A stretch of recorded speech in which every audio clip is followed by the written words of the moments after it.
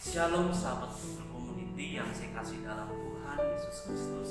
Kita berjumpa dalam program renungan singkat kita di saat ini, dan saya berharap untuk teman-teman yang menyaksikan video ini dalam keadaan sehat, tetap semangat, dan selalu sukacita di dalam Tuhan. Amin.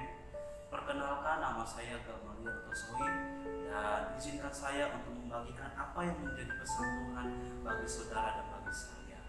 Kita tidak usah berlama-lama, kita akan buka kebenaran firman Tuhan dalam kitab Yesaya pasal 40 ayat 31. Saya ulang kembali, kitab Yesaya pasal 40 ayat 31. Ini menjadi salah satu ayat favorit dalam kehidupan saya, dan teman-teman juga pasti tahu tentang ayat ini. Sudah sering teman-teman dengar tentang ayat ini. Saya akan membacakan kepada saudara sekalian bagaimana firman Tuhan. Tetapi orang-orang yang menanti-nantikan Tuhan mendapat kekuatan baru. Mereka seumpama raja wali yang naik terbang dengan kekuatan sayapnya. Mereka berlari dan tidak menjadi lesu. Mereka berjalan dan tidak menjadi lelah. Amin. Saya mengangkat sebuah tema kecil dari ayat yang kita baca, yaitu menantikan Tuhan. Sebelum kita jauh lebih lagi apa yang menjadi inti dari ayat ini, kita melihat kronologis peristiwa dalam baca bahwa umat Tuhan atau bangsa Israel mengalami pembuangan ke Babel selama 70 tahun, begitu lamanya. Dan kita melihat bahwa mereka bangsa Israel menuangkan kekecewaannya, kesedihannya, kekesalannya terhadap Tuhan, karena mereka menganggap bahwa Tuhan tidak menolong mereka, tidak membebaskan mereka dalam pembuangan ke Babel pada saat itu. Saya tidak percaya peristiwa yang mereka alami merupakan proses, dan ada maksud Tuhan yang baik bagi setiap mereka. Dan saya juga tidak setuju kalau bangsa Israel mengatakan bahwa Tuhan tidak menolong mereka. Tuhan selalu memperhatikan umatnya, memperhatikan saudara dan saya. Dan kembali kepada respon kita, apakah kita mau mencari Tuhan atau tidak. Kita melihat bahwa Tuhan mengutus nabinya dan Yesaya mengirimkan berita, menyampaikan berita bahwa ada berita tentang keselamatan bagi mereka, bahwa mereka akan dilepaskan dari pembuangan di Babel pada saat itu. Saya tidak percaya ketika pemberitahuan disampaikan oleh Nabi Yesaya kepada bangsa Israel, mereka mulai menyadari, mulai memahami, mulai mengerti bahwa itu merupakan proses, atau saya mengatakan itu didikan yang perlu mereka lakukan, kerjakan. Dan Tuhan memperhatikan hal itu. Tuhan mengizinkan semuanya itu untuk bisa mereka melewati hal-hal yang mereka alami. Sama halnya dengan kita di saat ini. Kita hidup di masa-masa sukar saat ini. Ini merupakan penggenapan firman Tuhan. Dan kembali kepada kita, untuk kita, bagaimanakah, apakah kita bisa melewati atau tidak. Tetapi pertanyaan yang menjadi penekanannya, apakah itu membuat kita semakin jauh dari Tuhan atau semakin dekat dengan Tuhan? Sedangkan saudara menjawab masing-masing pribadi. Dan saya berharap dengan ayat yang kita sudah baca pada saat ini, kita diajarkan untuk menantikan Tuhan. Atau saya mau katakan, ada mungkin di sebagian kita yang mengatakan dengan keadaan yang kita alami, yang membuat kita kecewa, membuat kita takut, kita menyalahkan Tuhan, menyalahkan keadaan, menyalahkan orang-orang di sekitar kita. Hey, stop, untuk berhenti menyalahkan keadaan atau Tuhan. Kita perlu koreksi diri, untuk kita membenahi diri kita, untuk kita menantikan Tuhan sesuai firman Tuhan pada saat ini.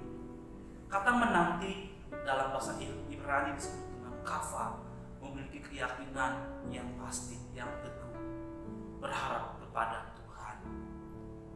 Jadi proses yang kita alami ada maksud Tuhan, karena pemegang kehidupan, kendali dunia ini dalam genggaman Tuhan. Roma 8 ayat 28 dikatakan bahwa Allah turut bekerja mendatangkan kebaikan bagi setiap kita dalam segala sesuatu, bagi mereka yang mengasihi Dia. Jadi jangan takut, jangan bimbang, jangan putus asa, jangan patah semangat. Teruslah mencari wajahnya, teruslah berharap kepadanya, teruslah memiliki keyakinan hanya berharap kepadanya. Amin. Karena kenapa? Karena orang-orang yang menantikan Tuhan akan mendapatkan kekuatan baru. Sama dengan hal yang ilustrasi burung Raja Wali. Mereka akan naik terbang dengan kekuatan sayapnya, berlari dan tidak menjadi lesu. Mereka berjalan dan tidak menjadi lelah. Tahukah saudara bahwa burung Raja Wali mengalami proses? Kalau saya pribadi mengatakan begitu menyakitkannya, bahwa pada saat kecil mereka harus dididik. Mereka tuh harus terbang dengan kedua sayapnya itu perlu dilatih, dijatuhkan oleh induknya ke bawah untuk mereka bisa kuat, untuk bisa mampu. Dan kita melihat buktinya bahwa burung Raja Wali yang sudah dewasa ataupun yang sudah bisa untuk mampu terbang itu sudah melalui proses yang begitu luar biasa menyakitkannya. Bagaimana dengan kita? Kadang kita mengalami proses yang kalau dibilang sepele, langsung kita lemah, putus asa, patah semangat, bahkan menyalahkan keadaan, bahkan menyalahkan Tuhan. Mari stop dengan pemikiran yang demikian, dengan tindakan yang demikian. Itu salah, itu keliru. Karena kita mau diajarkan pada saat ini menantikan Tuhan. Karena kenapa? Karena kita akan mendapatkan kekuatan baru. Di saat kita lemah, Tuhan akan mampukan. Kita semua memiliki Roh Kudus. Tinggal bagaimana untuk kita bisa meminta, berharap kepadanya. Dia akan mampukan kita dalam melewati setiap ujian, setiap tantangan yang kita alami. Amin. Apa yang menjadi poin pembahasan pada saat ini? Mengapa kita penting untuk menantikan Tuhan? Yang pertama, dikatakan bahwa Tuhan akan mampu menolong kita dan mengubahkan kehidupan kita. Di ayat 9 dikatakan Dia memberi kekuatan kepada yang lelah, yang menambah semangat kepada yang tiada berdaya. Jadi hari-hari kalau saudara mengalami kebimbangan, keraguan, keputusasaan, datang kepada Tuhan, mencari wajahnya, menantikan Tuhan setiap saat, setiap waktu, setiap detik, berharap kepadanya, maka engkau akan menerima kekuatan yang pasti dan kekal daripada Tuhan. Amin. Dan yang terakhir, yang kedua adalah bahwa kita terus berharap hanya kepadanya. Firman Tuhan mengajarkan ini untuk kita terus berharap, terus menantikan Tuhan. Karena kenapa? Karena pemegang kendali dunia ini yang saya katakan tadi sebelumnya hanyalah Tuhan. Berkat-berkat yang kita terima itu berasal daripada Tuhan. Kita belajar untuk bersyukur, mengucapkan terima kasih kepada Tuhan. Jangan merasa ini karena saya, karena kehebatan saya, pintaran saya, itu salah besar. Semua karena Tuhan. Jadi mari terus berharap hanya kepadanya, karena Dia yang sanggup menolong, memampukan, menuntun, membimbing kita, menegur kita untuk kita berada di koridornya Tuhan. Jangan sampai kita menjauh daripada Tuhan sehingga kita terperosok dan akhirnya kita merugikan diri kita pribadi, bahkan merugikan orang lain, bahkan merugikan Tuhan.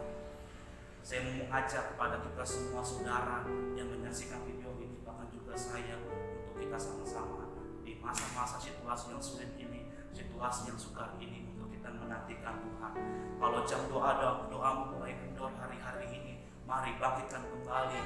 Dan saya menyarankan untuk teman-teman sekalian, ketika bangun pagi, mari mencari wajahnya terlebih dahulu, baca Alkitab, memuji nama Tuhan, berdoa, katakan bersyukur dan berterima kasih kepada Tuhan atas nafas Tuhan, atas nafas yang diberikan Tuhan kepada saudara dan saya. Dan setelah itu silakan saudara untuk melanjutkan aktivitas masing-masing. Dan ketika kita sudah menyelesaikan kegiatan kita selama sehari itu, dan kita mau beristirahat, jangan lupa juga untuk bersyukur dan berterima kasih kepada Tuhan. Tuhan Yesus baik dalam kehidupan saya dan saudara. Amin. Dan mari bangkitkan kembali persekutuanmu, datang ke gereja, datang persekutuan komunitas rohani dan sebagainya. Setelah itu silakan saudara untuk melanjutkan aktivitas masing-masing. Tapi Tuhan mengatakan dalam Matius 6 ayat 3, carilah dahulu kerajaannya, maka semua akan tambahkan kepadamu, saudara, dan kepada saya. Amin. Demikian firman Tuhan, renungan singkat yang bisa saya bagikan secara singkat, kiranya bisa menguatkan, meneguhkan, menolong, memampukan setiap kita untuk kita bisa bangkit, untuk kita bisa di saat ini menantikan Tuhan, berharap kepadanya, karena Dialah yang mau menolong, memberkati saya dan saudara di saat-saat. Dan kita pada akhirnya akan mencapai kehidupan kekal bersama Tuhan di surga, di dunia kekekalan. Pertandingan iman, kita dalam pertandingan iman sekarang. Jadi bagaimana caranya kita terus menerus melihara iman kita. Amin. Kiranya memberkati setiap saudara dan saya, dan sampai berjumpa di renungan singkat berikutnya. Dan jangan lupa tetap semangat, tetap sukacita, dan tetap jaga kesehatan. Terima kasih, Tuhan memberkati. Shalom.